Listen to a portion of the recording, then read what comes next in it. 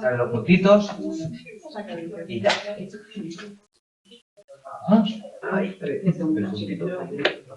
Bueno, espero que con respecto a la app1 ya me hayáis mandado o estéis a puntito de mandármelo, porque hoy no he mirado, ayer anoche fueron los últimos que pude meter, hoy no me da tiempo porque doy una de psicofarmacología antes enrolada, o sea, hay que prepararlas y no me ha dado tiempo, entonces cuando llegue a casa después de cenar me tocará ver si me lo habéis mandado. ¿Eso es a mí? No, es así.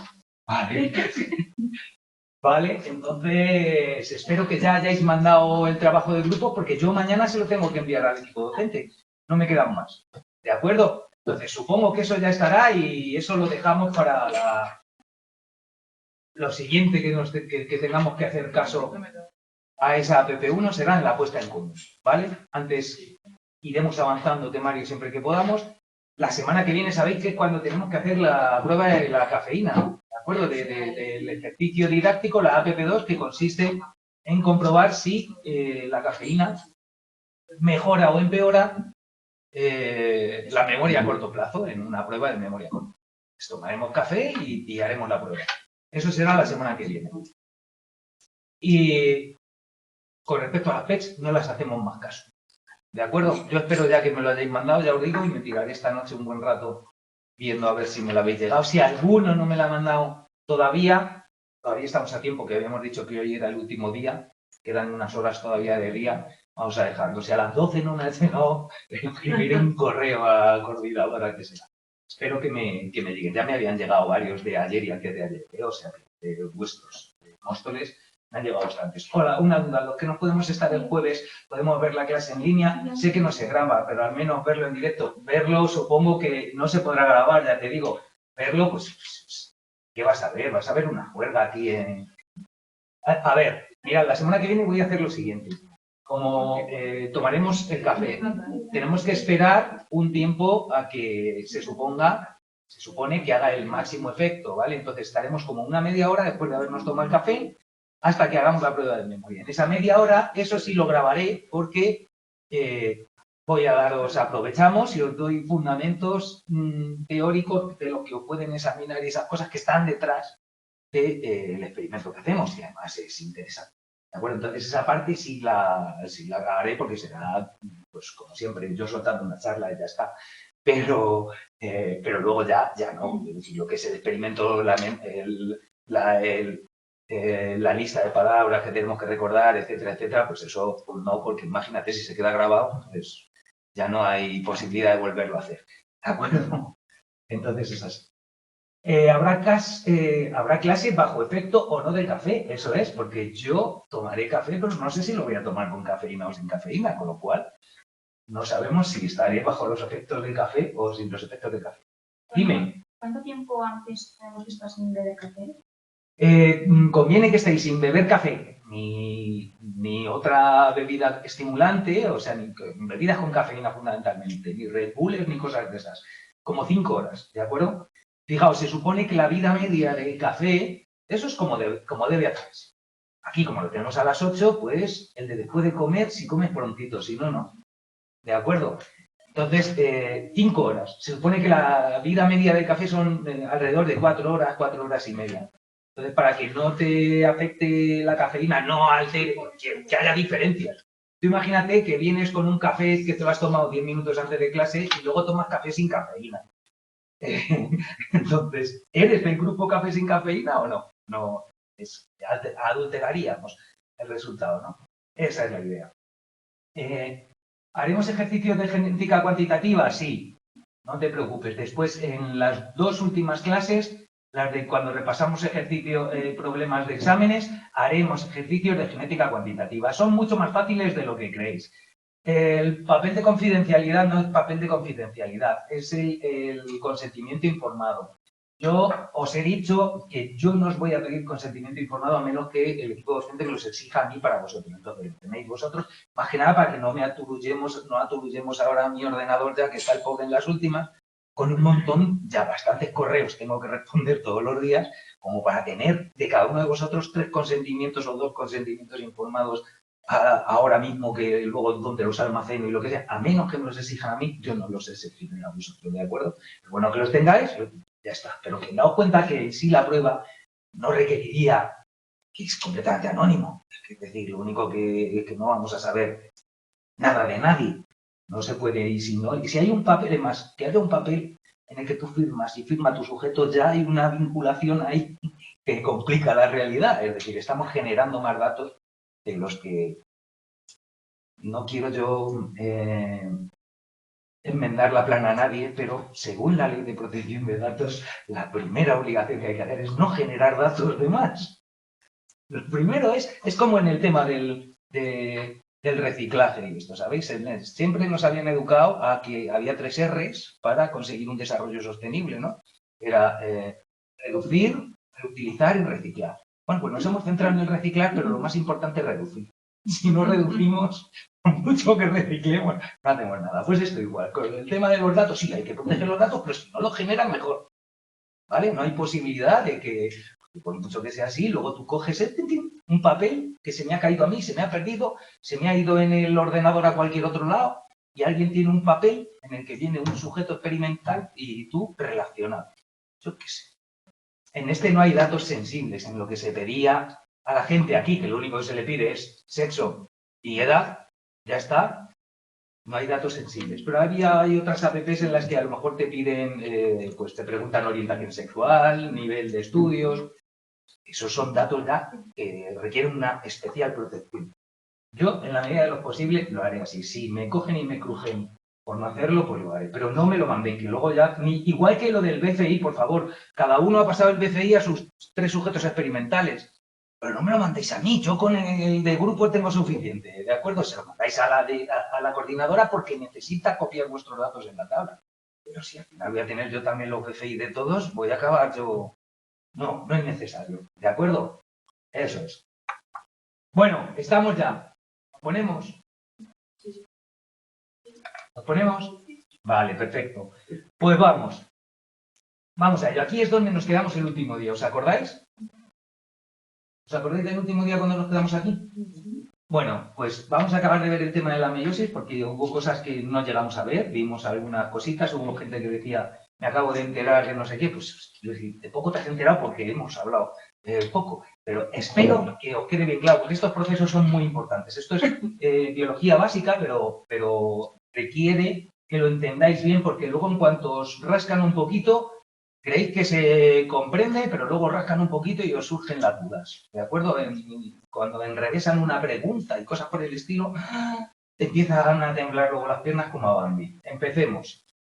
2 medios, eso ya sabemos, 2 sistemas, 2 mecanismos para división celular, mitosis o meiosis. Mitosis, todas las divisiones celulares que hacen las células de nuestro cuerpo, todas, desde la del cigoto para hacer todas las divisiones, para hacer todas las células de nuestro cuerpo, a las de cada tejido cuando se regenera, etcétera, etcétera. Todas esas por mitosis, ¿de acuerdo? Meiosis solo para fabricar gametos, solo para fabricar gametos.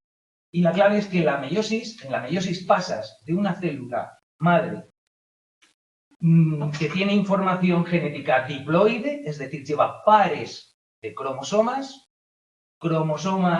que te han venido en el óvulo y cromosomas los mismos que te han venido en el espermatozoide, con lo cual al final tengo un par de cada uno de los 23 cromosomas, que uno de cada esos 23 cromosomas me ha venido en el óvulo y uno de esos 23 cromosomas me ha venido en un juego de 23 cromosomas en el espermatozoide.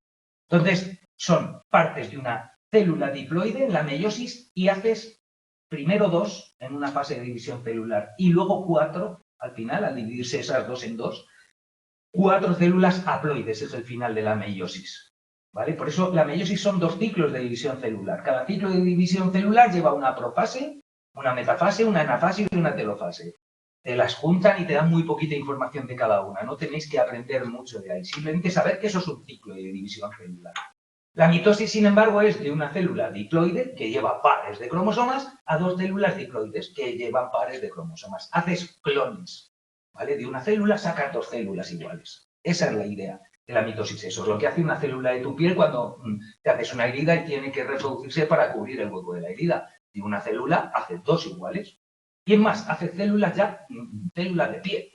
Son células exactamente igual que la madre que ha salido. ¿De acuerdo? Sin embargo, en la meiosis lo que hace es al final son los gametos, que cuando se junten los dos gametos formarán una célula diploide, porque un gameto es haploide y el otro es haploide, se juntan los dos diploides. Y no es bueno tener más información genética de la debida. Eso ya lo sabemos, ¿no? Tener un cromosoma de más en el par 21, por ejemplo, genera el síndrome de Down. Malo tener más. No es bueno tener más ni tener menos. Hay que tener lo que hay que tener. Entonces es así. Célula diploide. Lo que os decía el otro día, los cromosomas, realmente cuando se empaqueta un cromosoma, los cromosomas son bastoncillos, son como aparecen aquí en las células hijas de la mitosis, ¿vale? Son estos bastoncillos. Que estos bastoncillos, como decíamos el otro día, antes de empezar a dividirse, cuando se va a dividir la célula, lo primero que hace es formar los cromosomas y duplicarlos. Porque en la mitosis de una célula voy a hacer dos células iguales. Es lo que decía antes. Lo que decíamos el otro día de si nosotros hacemos mudanza, yo hago mudanza de una casa y me voy a cambiar a dos casas. Entonces, lo primero que tengo que hacer es duplicar todo lo que tengo en una casa para que tener las dos casas iguales. Un frigorífico a una casa, un frigorífico a otra casa, una cocina a una casa, una cocina a otra casa, un juego de sartenes a una casa, un juego de sartenes a una casa. Así todo. Y todo eso empaquetado. Eso es lo que hago. Empaquetar es formar los cromosomas, porque habitualmente la información que llevan los cromosomas tiene que estar expresándose continuamente en la célula. Continuamente. Para que la célula esté funcionando, tiene que estar continuamente fabricando proteínas. ¿Entendemos? Imaginaos, si soy una neurona dopaminérgica, por ejemplo. Soy una neurona que libero en mis terminales el neurotransmisor dopamina. Sinapsis, todo eso, de eso tenemos idea, ¿no? De cómo funciona, más o menos, intuitivamente. Pues para eso tengo que fabricar esa dopamina. Y para fabricar la dopamina se fabrica utilizando enzimas de síntesis de dopamina. ¿Vale? Cojo la materia prima, en este caso la tirosina, un aminoácido, y con la acción de una enzima, que es la tirosina hidroxilasa, lo transformo en dopa, y con la acción de otra enzima, que es la dopa descarboxilasa, lo transformo en dopamina. No tenéis que llegar a saber todo eso ahora mismo, ¿de acuerdo? Pero que tengáis la idea de que son dos enzimas, tanto la tirosina hidroxilasa como la dopa descarboxilasa. Acordaos, la terminación asa suele indicar que es una enzima, y lo que hay delante suele indicar lo que hace o sobre lo que actúa, ¿vale? Tirosina hidroxilasa, cojo la tirosina y la pongo en un grupo hidroxilo. Es así de tonto, ¿vale? Los químicos suelen tener poca imaginación, entonces los nombres los ponen muy descriptivos. Entonces, todas las enzimas son proteínas. Y sabemos que la información que llevan los genes, un gen no es nada más que una secuencia de nucleótidos, que un ácido nucleico es un polímero de nucleótidos, entonces un trozo de ese ácido nucleico grande es una secuencia concreta de nucleótidos. Esa secuencia de nucleótidos lleva la información de cómo se fabrica una proteína. Eso es un gen, no es otra cosa. Eso es un gen, ¿de acuerdo? Entonces, fijaos que por eso yo siempre os insistí en que vieseis que las proteínas son las moléculas que hacen que las cosas cambien. Bueno, porque depende de las enzimas que estás expresando en ese momento, así funcionas. Como os decía, la neurona dopaminérgica tiene que fabricar las enzimas de síntesis, esas. La tirosina hidroxilasa y la dopa descarboxilasa, pero también tiene que fabricar las enzimas de degradación para acabar con la neurotransmisión, que es la monoaminoxilasa, la principal enzima. Todas las enzimas, la dopa descarboxilasa, la tirosina hidroxilasa, la monoaminoxilasa, todas esas enzimas se fabrican expresando el gen que lleva que lleva la información de cómo se fabrica eso. De manera que eso tiene que estar al uso, tiene que estar usándose. Esas secuencias tienen que estar al uso y por lo tanto no están empaquetadas. Cuando tú estás en tu casa y estás viviendo en tu casa, tienes cosas al uso. No puedes tener las sartenes empaquetadas y guardadas con cinta de embalar. Si tienes que hacerte una tortilla, no puedes. Tienes que tenerlas al uso. Los vasos, los cubiertos, todo lo tienes al uso, ¿no? Hay cosas que puedes tener empaquetadas. Algunas. Las que vas a utilizar la ropa de invierno, si es verano, lo que decíamos, estas cosas, ¿no? Alguna, pues, cacerola que no usas habitualmente, esas las puedes tener más o menos guardadas o más o menos escondidas, pero lo que necesitas para funcionar continuamente lo tienes que tener así. Haceros a la idea de que eso es lo mismo que utilizas que los genes. Los genes tienen que estar más o menos desenrollados, sin empaquetar, para que puedan expresarse. Quedaos con esa idea. Entonces, fijaos, cuando yo empaqueto, lo primero que hago es eso, como un bastoncillo. Estos bastoncillos, como os decía el otro día, El otro día dibujaba ahí y había cosas que luego no sabían. Fíjate, los bastoncillos, como decía el otro día, tienen una parte más estrecha en una zona, puede estar más cerca de un extremo, puede estar más centrada. De hecho, los distintos cromosomas se reconocen porque el cromosoma 1, cromosoma 5, el cromosoma tal, unos son acrocéntricos, otros son submetacéntricos, es decir, tienen el centrómero, el estrechamiento lo tienen en un punto o en otro. No tenéis tampoco que saber nada de eso, simplemente que comprendáis cómo funciona. Ese centrómero, que además de tener un estrechamiento en la cadena de ADN, tiene unas proteínas que hacen que las cosas cambien, y entonces ahí es en ese centrómero, fijaos que viene aquí dibujado como un botón, ¿lo veis? En estos dibujos de aquí, mirad, ¿veis cómo hay como un botón en el centro? Pues esa es la estructura que es el centrómero. El centrómero, fijaos, es una estructura proteica también, por la cual, como veis, se engancha el cromosoma a estas fibras del uso acromático, que se llama así, que son unas fibras del citoesqueleto, al fin y al cabo, que es lo que marca la forma de la célula, y que van a dirigir y a mover los cromosomas para un lado y para otro. Los cromosomas no se mueven aleatoriamente, sino que va dirigido todo eso a través de la acción de unas proteínas, como lógico, las proteínas que hacen que las cosas cambien, se enganchan ahí y se mueven, se desplazan por esa. Entonces, quedaos con esa idea, de manera que este bastoncillo, como digo, lo primero que hace es duplicar su información. Por eso los dibujos que tenéis, que es lo que decíamos el otro día, suelen aparecer con el centrómero aquí. Suelen aparecer, fijaos, como X. Y eso a veces os confunde. No es así. ¿Cuál es la clave? Cada pareja que veis aquí, esto por lo tanto era, imaginaos, el de color, que es un color naranja, marrón, ¿qué es eso? Los que veis colores normales. Naranja, ¿verdad? Eso es. ¿Y el otro? Morado. Morado. Muy bien, esos colores. Tan maravillosos. Y lo del morado a mí me hace mucha gracia. O sea, que morados, otros les llaman pues, lilas, eso es. En fin. Los que somos daltónicos, estas cosas no nos importan, ya sabes. O sea, que... Bueno, como digo, pues imaginaos que en naranja, los genes naranjas son los que te han venido en el óvulo. Y los genes morados son los que te han venido en el espermatozoide.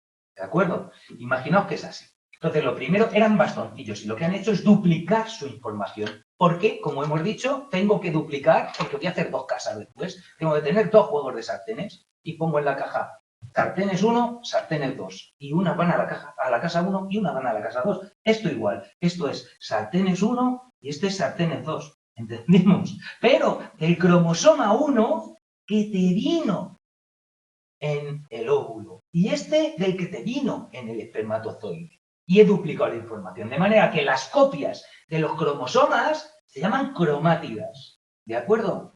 Distinguid muy bien entre una cromátida y un cromosoma. No tiene nada que ver cuando se separan las cromátidas a cuando se separan los cromosomas. ¿De acuerdo? Ahora lo veremos. En la mitosis, por lo tanto, en la anafase y telofase, lo que se separan, se rompe el centrómero, ¿de acuerdo? Se rompe esta estructura que unía las dos cromátidas, ¿de acuerdo? Y se separa una cromátida, se va a un lado y otra cromátida se va a otro. Eso es lo que hacen. Primero se colocan aquí y una vez que se colocan todas en metafase, en esa placa ecuatorial, en anafase y telofase, se tira, se deshace el centrómero que unía las dos cromátidas y se tira del centrómero que queda en cada bastoncillo, llevándoselo a cada una de las células hijas. De manera que al final de la mitosis, en la mitosis, como veis, se separan las cromátidas, recordando. Estas son típicas preguntas de examen. ¿Qué se separa? ¿Cuándo se separan las cromátidas? Las cromátidas se separan en la telofase, anafase y telofase de la mitosis. En la metafase de la meiosis 1. Pues, puedes decir las preguntas que sean. Está claro, ¿no? Cuando se separan las cromátidas. Buenas, miradlo. ¿Cuándo se separan? Vamos, Marta. Uf, la que tiene encima. Vale. Las cromátidas se separan, fijaos, aquí en la mitosis se separan las cromátidas. Con lo cual, cada hija al final tiene un juego de bastoncillos como el que tenía antes de haber duplicado y haber hecho sus X. ¿De acuerdo? Estas son las mitosis. Ahora bien, en meiosis no. En meiosis lo que se separan, fijaos, y ahora veremos otras particularidades, lo que se separan en la meiosis, en la final de la meiosis 1, por lo tanto en la anafase y telofase 1, se separan los cromosomas homólogos. Es decir, fijaos, lo que hacen en la meiosis, distinto de la mitosis, es que en la primera se separan los cromosomas homólogos, no las cromátidas. No se rompe el centrómero. ¿Veis que sigue el centrómero aquí? ¿Veis que siguen las X formadas aquí? No se separan las cromátidas, se separan los cromosomas homólogos. De manera que al final de la meiosis 1, tenemos dos células que son haploides. Tienen N cromosomas, no tienen 2N cromosomas. Son haploides, pero con la información duplicada. Pero llevan copias exactas de lo que te vino en el óvulo o copia exacta de lo que te vino en el espermatozoide. Pero no llevas ambos, el que te vino del óvulo y el que te vino del espermatozoide, que es lo que ocurriría si fuese el diploide. ¿De acuerdo? ¿Cuántas? No, lo que hay que saber, a ver, hay que entender, tú entiende el proceso, ese Lope. Entiéndelo todo y te pueden preguntar todo. De lo que venga en el libro, pueden preguntar todo. Entonces, lo que tienes que hacer es entenderlo. Quédate con eso. No vayas a aprender solamente lo que te puedan preguntar o lo que hay que aprender. No hay que aprenderse, como os decía, pues el nombre concreto de las enzimas que hacen. No. Ni te tienes que aprender el código genético de estas tres bases que aminoácido codifican. No tienes que aprender eso, ¿de acuerdo? Hay que aprenderse, te pueden examinar de todo lo que viene en el texto, quitando los pies de foto. Los pies de foto te pueden preguntar de ellos siempre que también te lo pongan en el texto. Si no, no. Muchas veces lo que hacen es ampliar información para que tú te enteres o para que tú te líes, depende de lo que te haga esa información. ¿De acuerdo? Pero es así. Entonces, mirad bien, lo que está claro es que aquí se separan cromosomas homólogos. Esto es lo que decían, que lo que define a la meiosis como una división celular reduccional, porque reduces de pares de cromosomas a unidades de cromosomas. Reduces de una célula diploide a dos células haploides. ¿De acuerdo? Ahora bien, en la meiosis 2, fijaos, en la segunda vuelta de división celular que se hace, no está, siempre me equivoco. Tengo una pregunta, es que no me quedó claro qué diferencia hay entre cromátidas y cromosomas. Pues cromosoma, mira, la cromátida son las copias de un cromosoma, ¿vale? El cromosoma es el original y cuando haces dos copias, vamos, uno de ellos es la copia, se dice que cada una de esas copias son cromátidas, son la copia que se ha duplicado la información de que llevabas antes en un solo cromosoma. ¿De acuerdo? Entonces, mirad, en la segunda fase de división celular, ahora vas a entenderlo, ya verás. En la segunda fase se parte, por lo tanto, de células que son haploides, N cromosomas, pero con la información duplicada, y pasas un ciclo de profase, metafase, anafase y telofase, igual que en la mitosis, igual que en la meiosis 1, pero ahora ya, igual que en la mitosis, lo que se separan en la anafase y telofase son las cromátidas, igual que en la mitosis. ¿Veis que aquí se rompe el centrómero? Se rompe esa estructura del centrómero que unía las dos cromátidas y lo que se separan son las cromátidas. ¿De acuerdo? Y como veis, fijaos, lo que tenemos al final es lo mismo, ¿de acuerdo? Al final, pero tenemos la mitad. He ido mucho más para allá. Fijaos, tenemos la mitad, porque estas son células haploides. Tenemos exactamente, y sin embargo en la mitosis, tenemos células diploides. Como siga yo con esto, ¿lo rompéis? Aquí tenemos células diploides con pares de cromosomas. Esto se supone que es el cromosoma 1 que te vino del óvulo y este es el 1 que te vino en el espermatozoide. Y este es el 2 del óvulo y este es el 2 del espermatozoide. ¿De acuerdo? Y sin embargo, en la meiosis 2 solamente tenemos una copia de cada uno y cada una de las células hijas. Ahora bien, fijaos, además ocurre otro proceso que es fundamental para entender cómo funciona todo esto y que da pie a que la ley de combinación independiente, la segunda ley de Mendel, se cumpla, sea universal. ¿De acuerdo? Y es el fenómeno que se produce en profase 1, típica pregunta de exámenes también. En la profase 1, si te dicen profase 1 profase 2, profase 1 solo hay de meiosis, que es donde hay dos ciclos. De mitosis solo hay profase, ¿entendemos? No hay 1 y 2, solamente hay una profase. En la profase 1 se produce el emparejamiento de los cromosomas homólogos, de las cromátidas de los cromosomas homólogos. Esto es lo que nos quieren dibujar aquí, en el texto, en esto.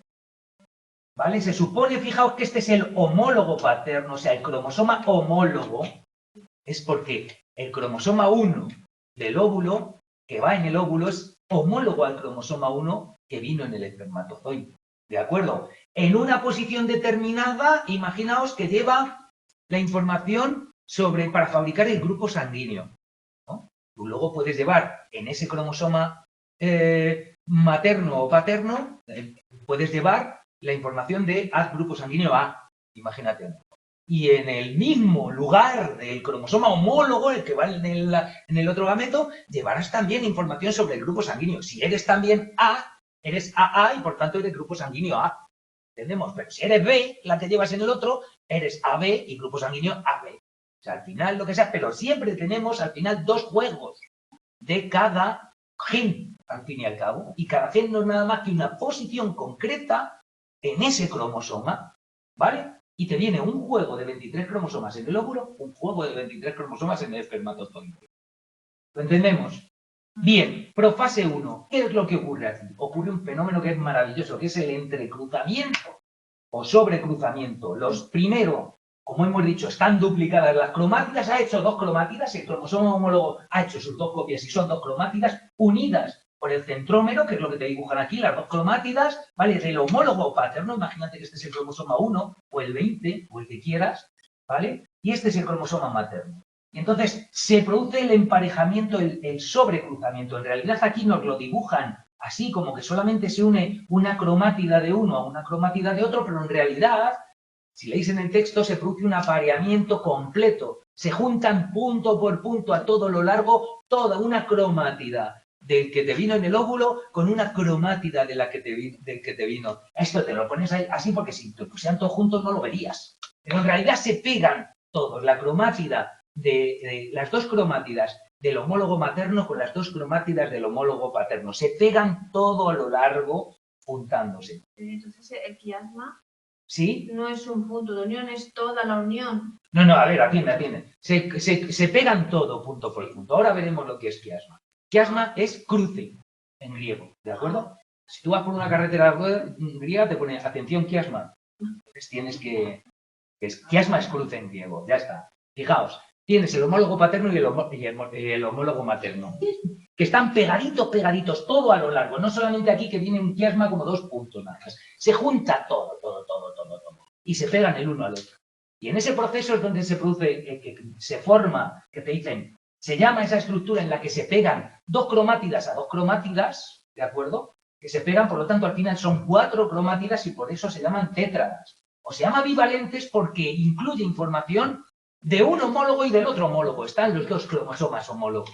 ¿De acuerdo? Entonces, eso se forma y eso es lo que nos dibujaban aquí.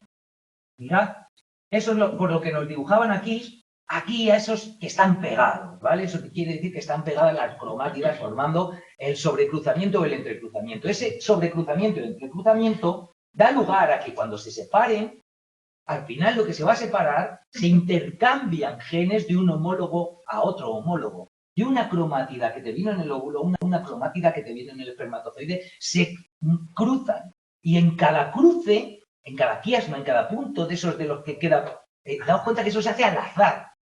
En cada vez que se produce un sobrecruzamiento, luego al separarse, unos se van a intercambiar con el otro. De manera que al final lo que antes era la información que te vino en el óvulo, ahora es una mezcla de la información que te venía en el óvulo y en el espermatozoide. Por eso tú a tus hijos les pasas una mezcla de los genes de tus padres. No le pasas exactamente o lo de mi madre o lo de mi padre, sino que le pasas una mezcla. ¿Entendemos? Porque al final se mezclan. Pues esto es lo que da pie a que, fijaos, si realmente, si esto fuese, uno más, mirad, si esto fuese, evidentemente esto al separarse, como veis, mirad lo que te dibujan aquí, esta parte, que es morada, ¿no? En realidad antes estaba en el otro homólogo y ahora se la ha llevado este al tirar, ¿de acuerdo? Y este se ha llevado la parte naranja correspondiente, es decir, ahí los genes que iban, se iban ahí 100 genes, esos 100 genes del óvulo, ahora los lleva el homólogo que antes era el del espermatozoide y se los ha pasado al otro los otros. ¿De acuerdo? Siempre se produce emparejamiento a todo lo largo y luego a la hora de separarse, aleatoriamente, unos se van con uno y otros se van con otro. Y se cortan siempre bien por los genes, por la zona en la que deben separarse, también los genes tienen determinada estructura que hace más fácil que se separen por determinados puntos, etcétera, etcétera. ¿Entendemos? Fijaos, esto hace que en realidad esa combinación independiente que decía que se combinaban los alelos de una característica independientemente de los alelos de otra característica, eso es lo que decía la segunda ley de Mendel, ¿de acuerdo? Se produce porque se da el sobrecruzamiento y la consiguiente recombinación génica, que es lo que ocurre. Se recombinan, hay un nuevo barajeo de genes.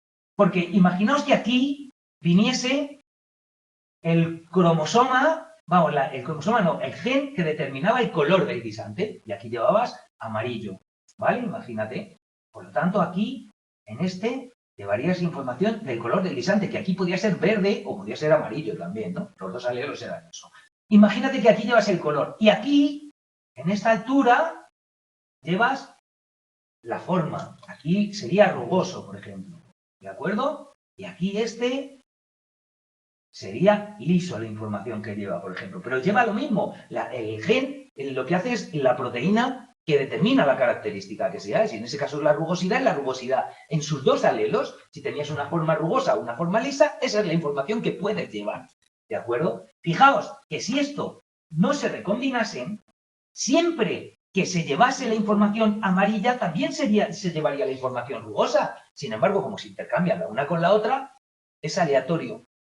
Da igual que estén en distintos cromosomas, porque esto es lo mismo. A la hora de separarse luego en las dos, de que se separan las cromátidas, primero cuando se separan los cromosomas homólogos, no significa que a un lado, ¿vale? Cuando están los cromosomas homólogos al principio, no significa que a un lado se vayan todos los que te vino en el óvulo y al otro todos los que te vinieron en el espermatozoide. Simplemente de cada tétrada, uno se va a un lado y otro se va a otro. Entonces, por eso había quien criticaba los experimentos de Mendel diciendo, ¿qué suerte ha tenido Mendel? Porque cada una de las 7 características se expresa en uno de los 7 cromosomas que tiene la planta del guisante.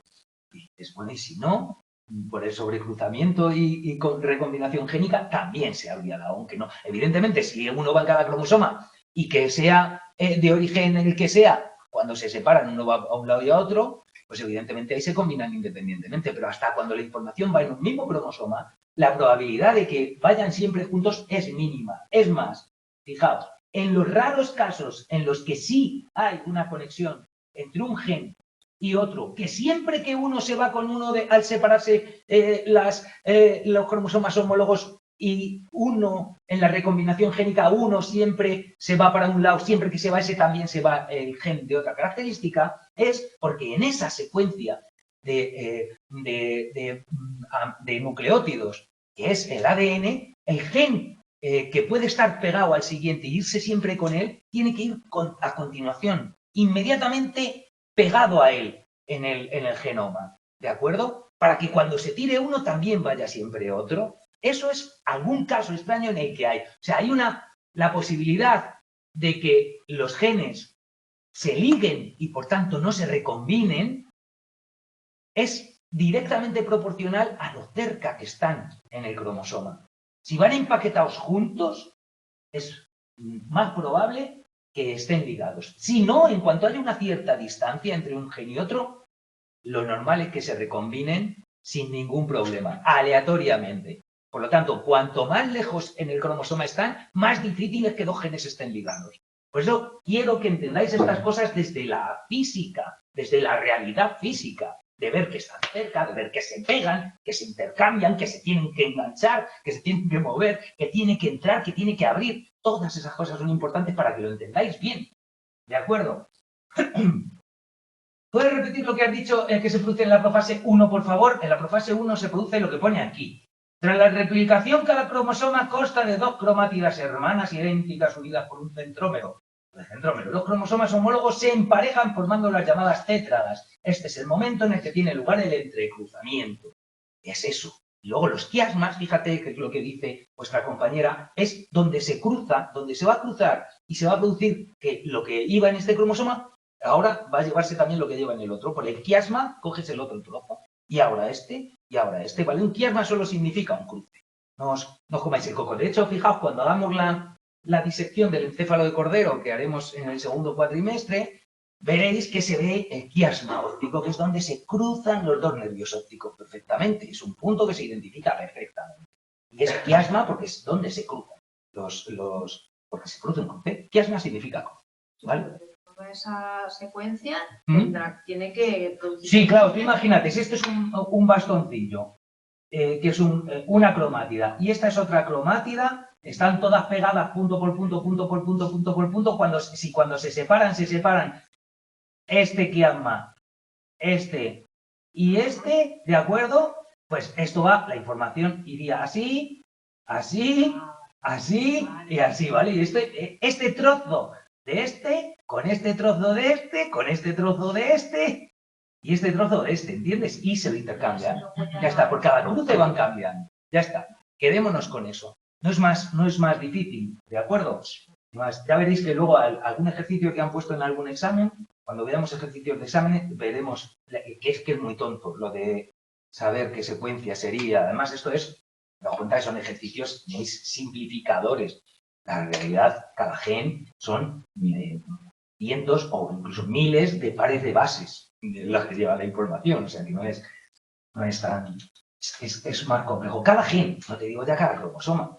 Fíjate que el cromosoma que menos genes puede tener es el Y, que es lo menos que dan por cromosoma, y debe tener calculan alrededor de la centena de genes, porque se ordenan del más largo al más pequeño. De manera que el más largo es el cromosoma 1, el 23 es el más corto. Cuando tú miras por un microscopio no hay nada que ponga, soy el cromosoma 1, ¿sabes? Simplemente tú vas mirando secciones y dices, este que es muy largo, a ver otro tan largo.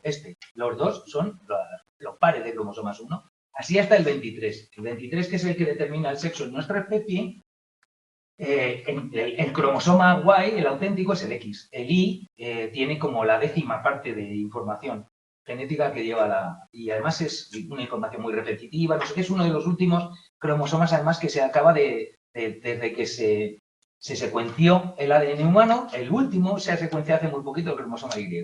Era el que se le dejaba por último, porque además tiene muchas repeticiones y es un poco embrolloso. Pero en realidad lleva muy poquitos genes. Tiene como el X, que es el más corto quitando el Y, tiene como 1000. ¿Vale? Pues aquí imaginaos, y es el más corto. Imaginaos el 1, que es el más largo, lo que puede tener. Esa es la idea. Avancemos, porque para conocer esto, para comprender cómo funciona esto, y todo tenemos que comprender, que conocer cómo es la estructura del ADN. Fijaos, la estructura del ADN, el ADN, como hemos dicho, es un polímero. Polímero es mero, que indica estructura que se repite, mucho. ¿Vale? Polímero de lo que sea. Un polímero significa eso, una repetición de muchas estructuras. Cada mero, por lo tanto, es una de las estructuras que se repiten.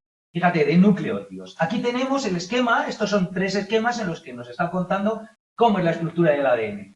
La estructura del ADN que la descubrieron, que publicaron Watson y Crick en el 53, me parece, en el 54, publicaron la famosa estructura del ADN, una hélice dextrógira que gira a derechas, por lo tanto, una doble hélice, doble cadena, que es lo que viene dibujado en la parte B de esta imagen que tenéis en vuestro texto.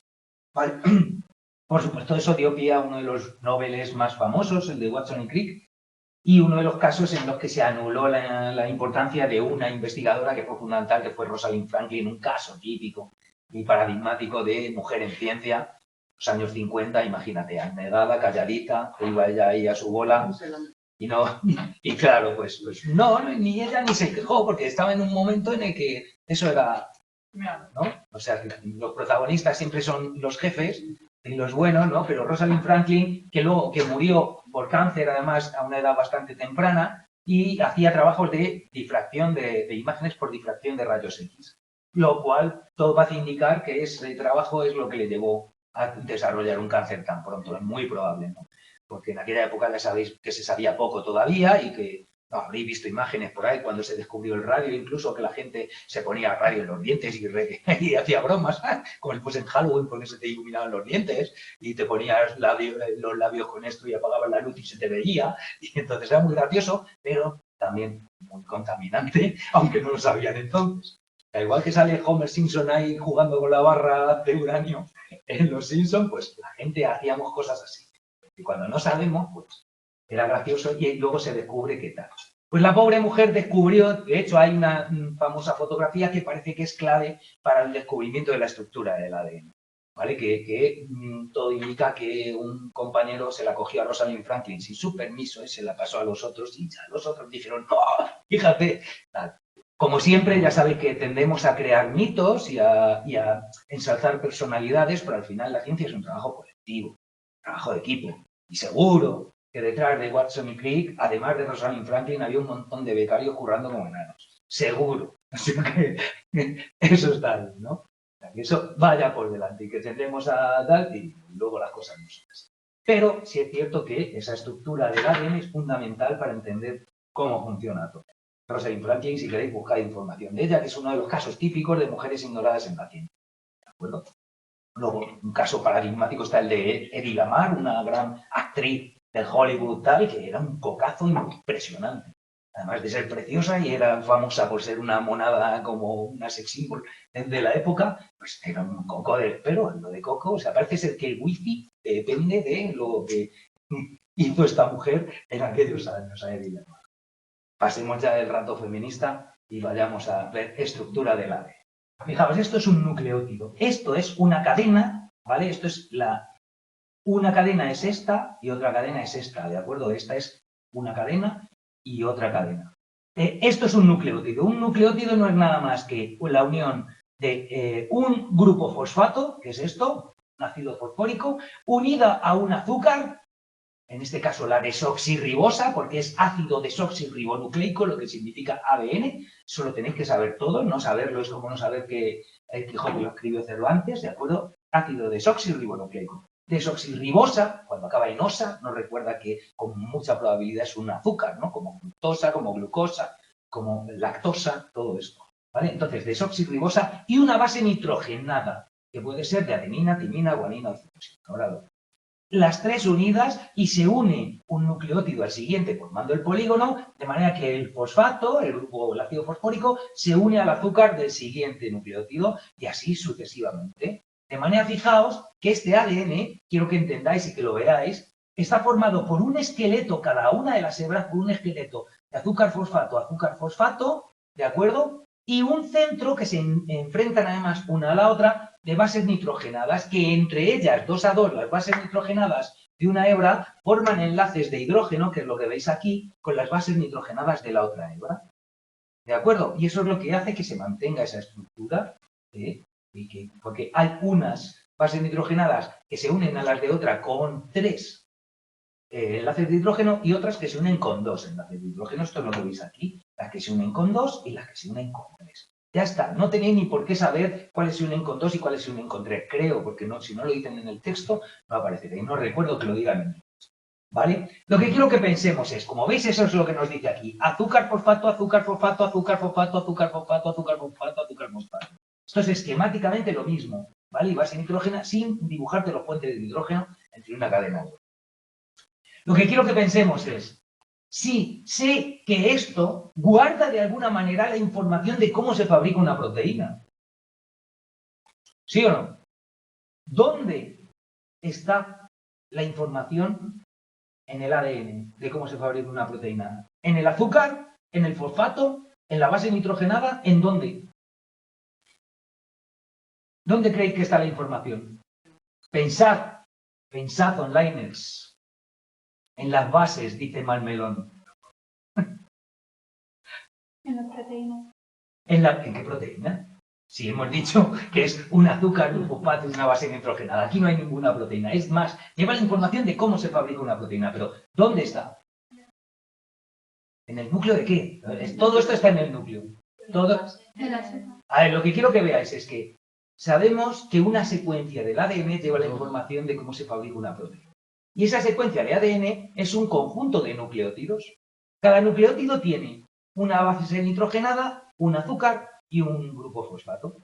La información, por lo tanto, puede ir en el azúcar, en el grupo fosfato o en la base nitrogenada. Aquí ya han dicho, en la secuencia de bases nitrogenadas, en la base nitrogenada. Pues sí, claro, pero fijaos, si es azúcar fosfato y es el mismo azúcar y el mismo fosfato todo el rato, no puede llevar información de nada, porque siempre lo mismo. ¿Entendemos? que para que se fabriquen cosas y me indique, aquí pone esto otro, aquí pone esto otro, tiene que haber alguna variación. Si no, siempre se pone lo mismo. ¿Entendéis? Entonces, la información tiene que estar por narices en las bases nitrogenadas. Es más, la información en realidad es, como dice por aquí, de Carrero, y como dice Maguire, que pongo Maguire porque pone Maguire, y había un jugador de baloncesto que le llamaban, cuando empezó la NBA a retransmitirse en España, que se llamaba Mark Aguirre. Y decían Mark Aguirre, se llamaba Mark Aguirre, pero claro, los americanos se llaman Mark Aguirre. No es lo que tiene cuando pronuncias el español con acento yankee. En realidad era Aguirre, ya está. Maguire, ahí está. Maguire, fijaos, como dicen, es en la secuencia. El código genético, al final, son palabras que se forman en función de esa secuencia. Son palabras en más. Os adelanto, palabras de 3 letras, ¿de acuerdo? Con 4 posibles letras cada uno, cogidas de 3 en 3. Las 4 posibles letras son las 4 bases nitrogenadas que puede tener y cogidas de 3 en 3. Cada triplete lleva la información de cómo de un aminoácido correspondiente, puesto que si un ácido nucleico es una secuencia de nucleótidos, un polímero de nucleótidos, una proteína es un polímero de aminoácidos. Y cada 3 letras de esa secuencia de nucleótidos lleva la información correspondiente a un aminoácido. ¿De acuerdo? Quedaos con eso de momento. Disculpa, ¿los nucleosomas es lo mismo que nucleótidos? No. ¿Dónde te mencionan el nucleosoma? Aquí. ¿Pero en dónde es eso? Dime, léemelo. Dice, en los eucariotas, el estado menos condensado del ADN. Ah, sí, pero espérate, el núcleo, pero que todavía no hemos llegado a ver el nucleosoma. Sí, no te preocupes. No te preocupes, sí, esto está aquí, mira, ¿lo ves? ¿Ves esto? Ahí te lo contamos.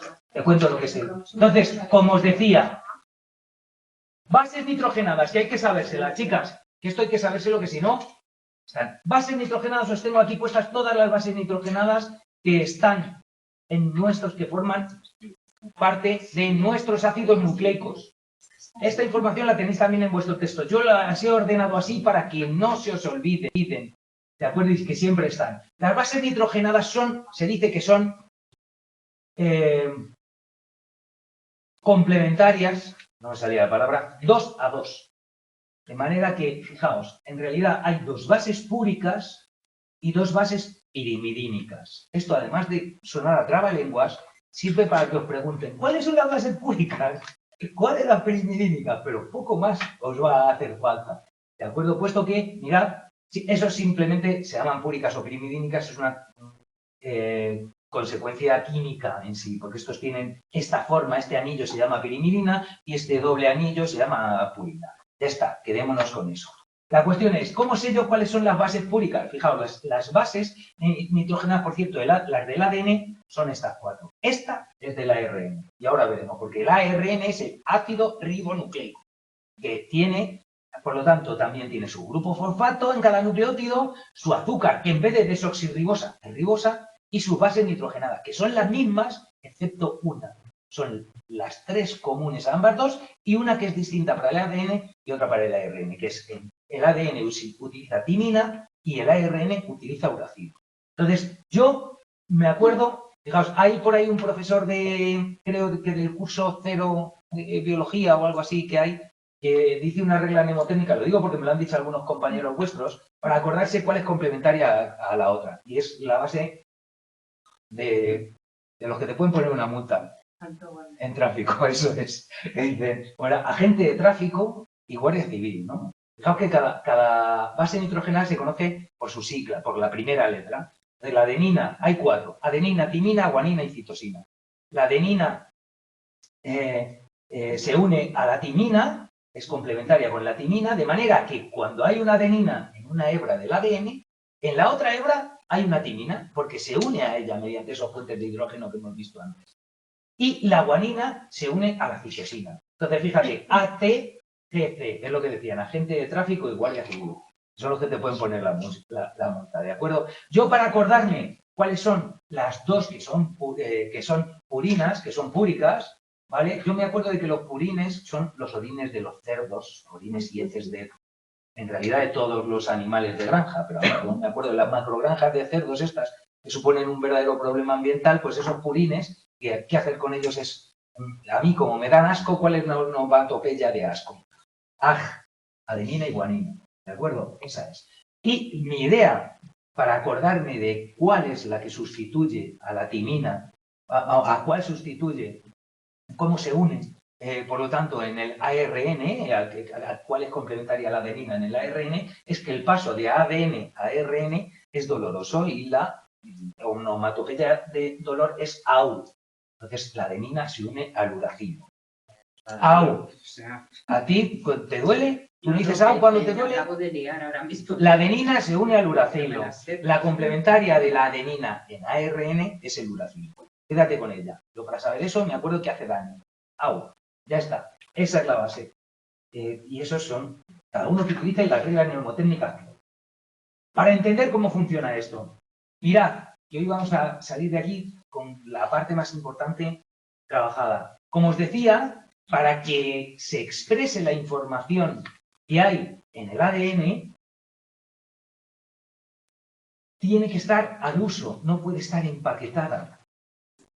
No pueden estar formados los cromosomas, ¿de acuerdo? Empaquetando. ¿No? Cuenta que el ADN está cuando tú miras una célula y no está en división esa célula, hay muchas partes del ADN que están desenrolladas y algunas están más condensadas, otras, pues como decíamos, pero tienes la casa al uso, con lo cual tienes que tener desenrollada, no empaquetada, parte de tu información genética. Y ahora veremos exactamente por qué. A la parte de la cromatina que está desenrollada y que por lo tanto puede expresar sus genes, se le llama eucromatina. El prefijo eu en griego significa auténtico, propio, como debe ser, ¿de acuerdo? El estado mental, el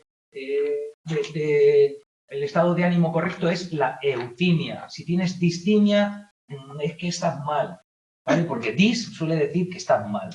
A suele decir que no hay. O sea, todos estos prefijos, sin querer, los utilizamos para muchas cosas. De manera que si relacionamos y sacamos de lo que ya sabemos, lo tendremos. Eucromatina, por lo tanto, la cromatina que se puede expresar y por lo tanto que está desenrollada. Heterocromatina, la otra, la que por lo tanto se está más o menos empaquetada.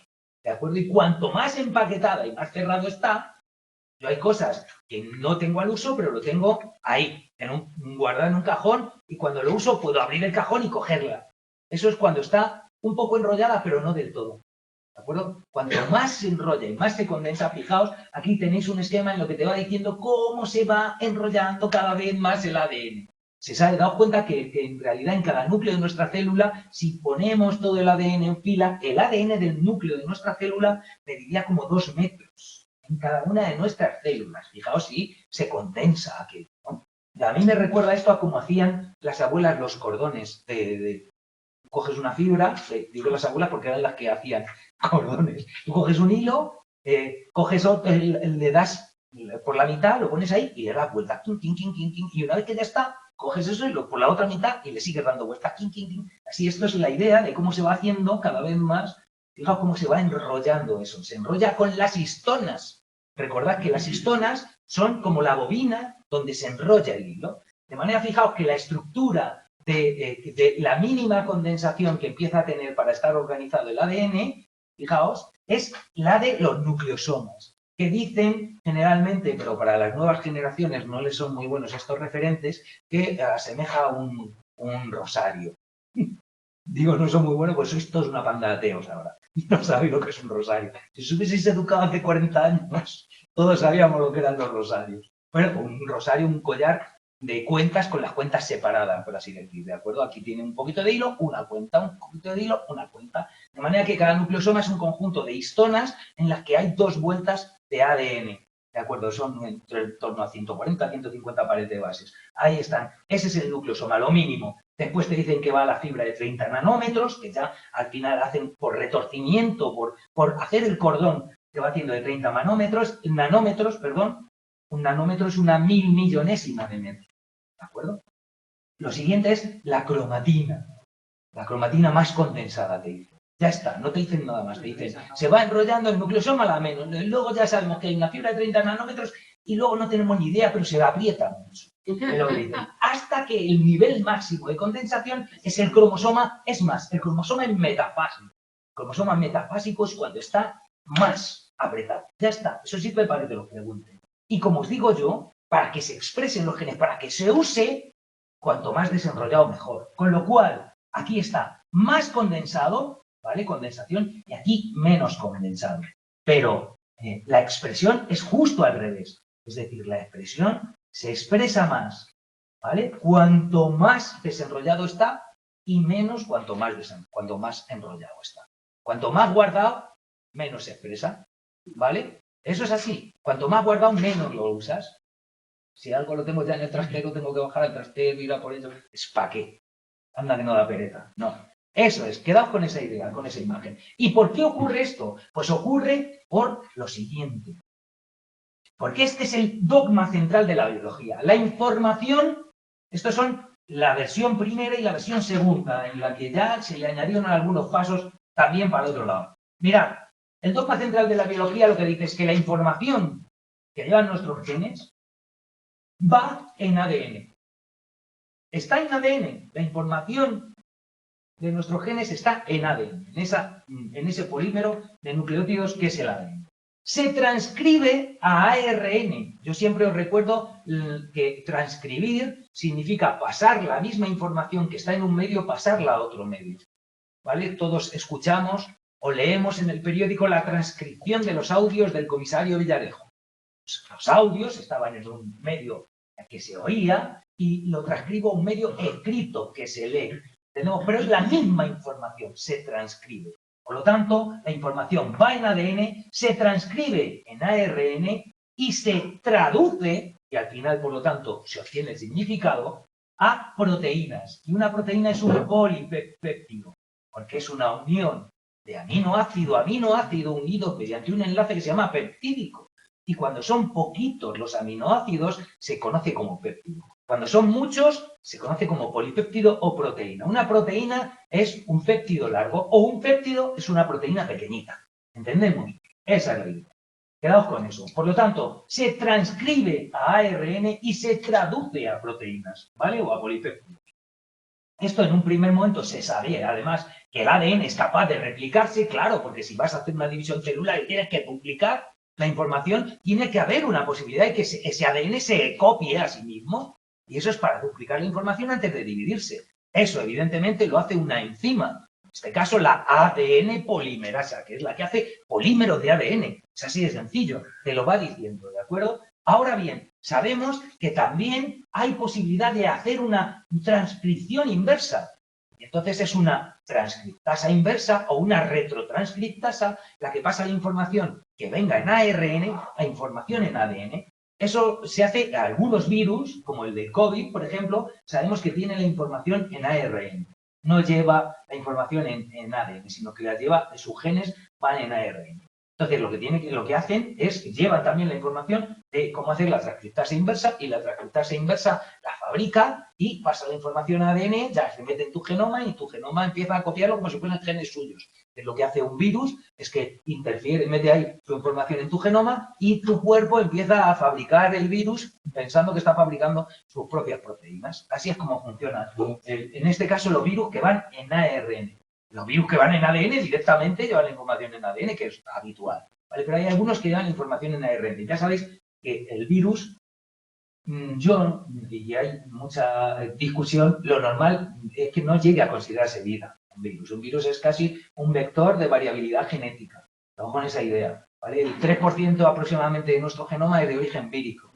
Y los virus es precisamente por eso, porque meten su secuencia de ADN entre nosotros y eso da lugar a que hay una variabilidad también genética que es muy importante para la evolución. Porque pensaos que la maravilla es que el ADN, que es la molécula que llevan todos los seres vivos, todos, desde la bacteria más bacteria hasta el ser humano más complejo, todos llevamos esa misma molécula. ¿De acuerdo? Y todos venimos de un ancestro común. Para el que lo conozca en biología se llama LUCA, el primer ancestro común de todos los seres vivos que hay hoy en día, que son las siglas de Last Universal Common Ancestor. Es el ancestro universal común a todos los seres vivos. Ahora mismo se llama Luca. O sea, si os acordáis de la canción My Name is Luca, Sí. vosotros no os acordáis porque sois muy jóvenes, pero yo la he escuchado en directo en su momento cuando salió. Pues Luca, quedado con eso, es el ancestro común. La idea es que esa molécula de ADN tiene capacidad de autocopiarse y de copiarse bien, pero también tiene que haber un cierto margen de error para que la copia no sea exactamente igual a la siguiente si queremos que haya evolución. Si no, seguiríamos siendo bacterias. ¿Entendéis la maravilla de la paradoja de que necesitas errores para tener éxito? Para que al final haya una evolución biológica, necesitas que ese tiempo haya, que esa copia se copie bien la mayoría de las veces, pero hay algunas veces en las que no. Las mutaciones son, en muchos casos, generan problemas, pero también generan beneficios, si no, no hubiésemos llegado a donde hemos llegado. Si no hubiese habido mutaciones, cambios de ese material genético que ha ido pasando de organismo vivo a organismo vivo directamente. O sea, es que no es que haya habido, no es que creamos que no, es que se pasa directamente de una a otra. Es más, en cada célula hija, una hebra es la que llevaba la anterior y la otra se copia a partir de ella. O sea que es alucinante. Es la misma molécula que ha ido pasando de organismo a organismo hasta nosotros. Somos una parte más de diversidad de la vida. Eso es lo que somos. Nos vamos a cargar el resto de diversidad de la vida. Pero mientras estemos aquí es así. Lo que quiero decir es que el virus no llega a considerarse vida. La mayoría de la gente de ciencia no creemos que sea vida, puesto que no tiene ninguna capacidad metabólica.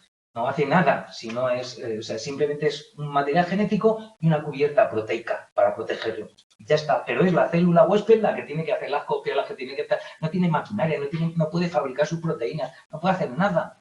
De hecho, a los virus se dice que están activos o inactivos. No se dice que está muerto, sino se dice si está activo o está inactivo. O sea, que es como un...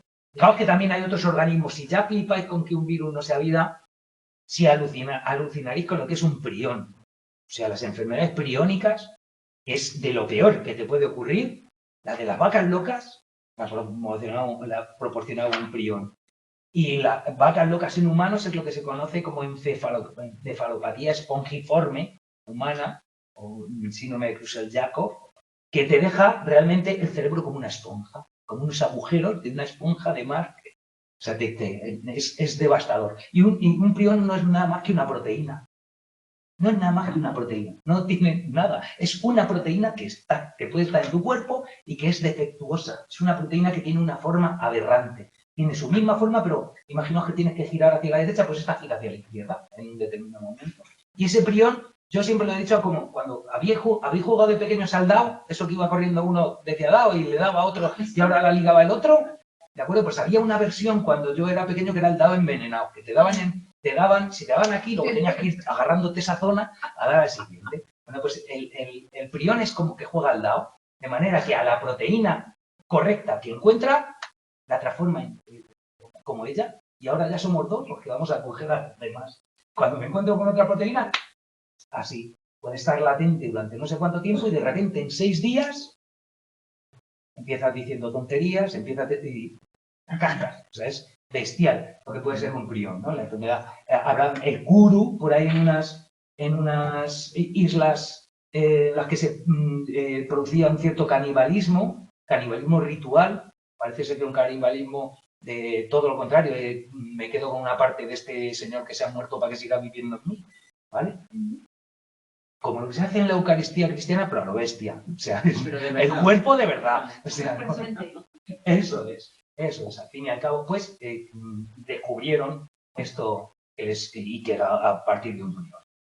Aparte de estas cosas que os sirven para asustaros, que sepáis eso, que por lo tanto la información que viene en los virus, ahora sí sabemos que pueden llevar la información en ARN, que hay capacidad de replicar el ARN en su propio ARN. El ARN, hay una ARN replicasa que hace replicar de ARN y que también la transcripción puede ser para otro, ¿no? Pero quedémonos ahí. ¿Y por qué ocurre esto? Mirad, ocurre esto, y es con lo que vamos a acabar hoy, porque el ADN es tan importante la información que tiene en los organismos complejos como nosotros, como los eucariotas, que significa que tenemos un núcleo auténtico, por eso somos eucarion, ¿vale? Auténtico como debe ser, y eucarion, que es huevo, pero también núcleo, cuidado, que es con núcleo diferenciado.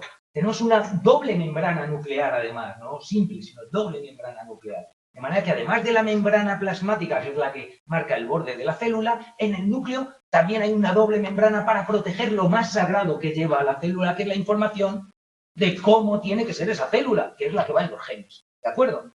Entonces, como eso es así, los genes, la molécula de ADN, nunca sale del núcleo celular. Nunca. Porque es, y para protegerla y para que no tenga daños, etcétera, etcétera. Nunca sale de ahí. Entonces, ¿cómo se expresan los genes? Pues para eso está el ARN, que es lo que dice el dogma central de la biología. Porque el ARN lo que hace es una copia de una secuencia del ADN, que es la que lleva la información de cómo se fabrica una proteína. Y por lo tanto se transforma en lo que se llama ARN mensajero, porque lleva el mensaje que ha copiado de ahí. Yo siempre digo que es como si vais a la Biblioteca Nacional y hay un incunable, un libro de antes de que se inventase la imprenta. Entonces ese libro, evidentemente tú no puedes llegar a la Biblioteca Nacional y decir, me llevo el Códice Calistino este fin de semana para leerlo, ¿vale? Porque no te lo van a dejar. Evidentemente, aquello no se toca, no sale del Santa Santorum, de la cámara acorazada de la Biblioteca Nacional. Si tú quieres, si acaso pasas con alguien allí que te pasa las páginas con un guante de algodón y tú le haces unas fotos ahora con el móvil que puedes y te lleva la foto del móvil y ya lo lees. La idea es la misma. Para no tocar algo tan valioso, no puede salir de ahí la información. Entonces tiene que ir algo que haga una copia. Y la copia es complementaria. Utilizando la complementariedad de bases, ¿de acuerdo?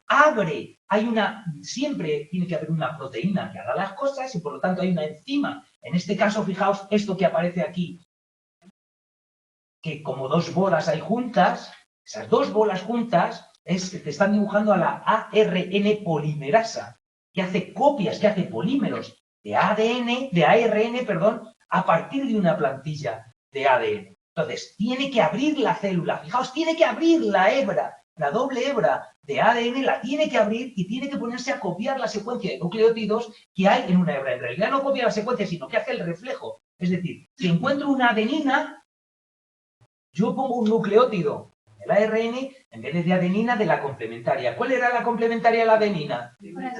Timina en el ADN, pero en el ARN es el uracilo.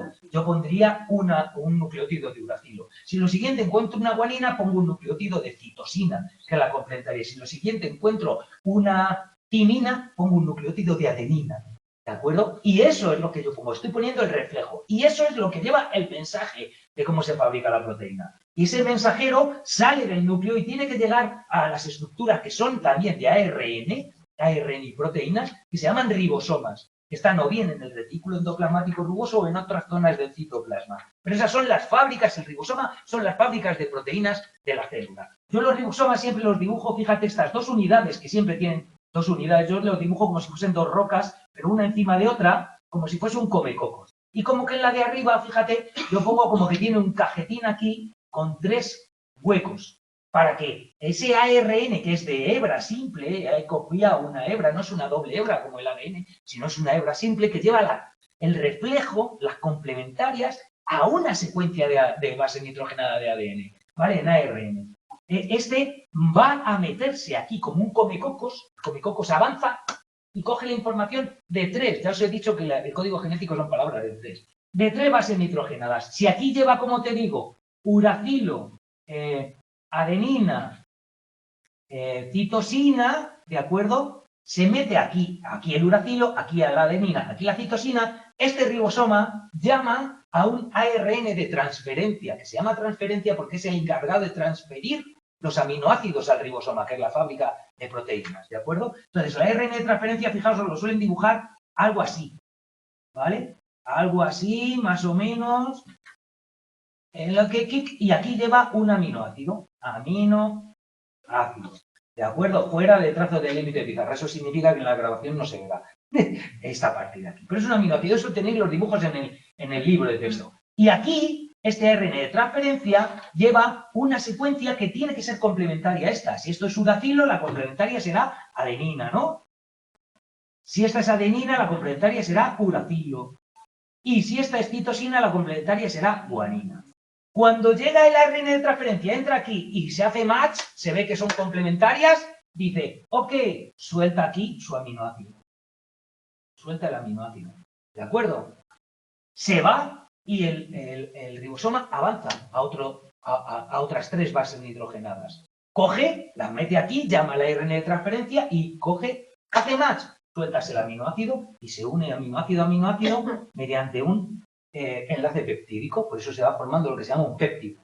¿De acuerdo? Los aminoácidos, hay 20 aminoácidos distintos y cada aminoácido es de su padre y de su madre. Es decir, cada aminoácido tiene sus propias características. Hay unos aminoácidos que son hidrofílicos, les gusta el contacto con el agua. Otros que son hidrofóbicos, huyen del contacto con el agua. Hay aminoácidos que no tienen carga, pero hay otros que tienen carga positiva. Y hay otros que tienen carga negativa. Los de cargas de distintos signos se atraen y los de cargas de igual signo se repelen. Eso hará que una vez que ya he leído toda la secuencia de aminoácidos hasta que llego a una, que la información que me dice es fin de la lectura, hay una secuencia concreta de bases nitrogenadas que cuando entra en el ribosoma sabe que ha acabado de leer. Y por lo tanto ya lo que ha fabricado es la proteína. Ya he fabricado el transcrito primario, que es lo primero que he transcrito. ¿De acuerdo? Que la secuencia en el mensaje, bueno, en este caso no, el transcrito primario, perdón, es el del ARN. Aquí lo que he fabricado ya es la proteína. ¿De acuerdo? Ya sé que he fabricado toda la proteína y la libero. Ahora os contaré, o no os dará tiempo, lo del transcrito primario. Mira, por lo tanto, estos son todos los aminoácidos. Como digo, cada aminoácido es de su padre y de su madre. Lo que hace que por esas interacciones entre cargas, entre hidrofilia, entre hidrofobia, se pliegue esa secuencia de aminoácidos, se pliegue en el espacio de una determinada manera. ¿De acuerdo? Ese pliegue es fundamental, porque las proteínas dependen de su forma para tener su función.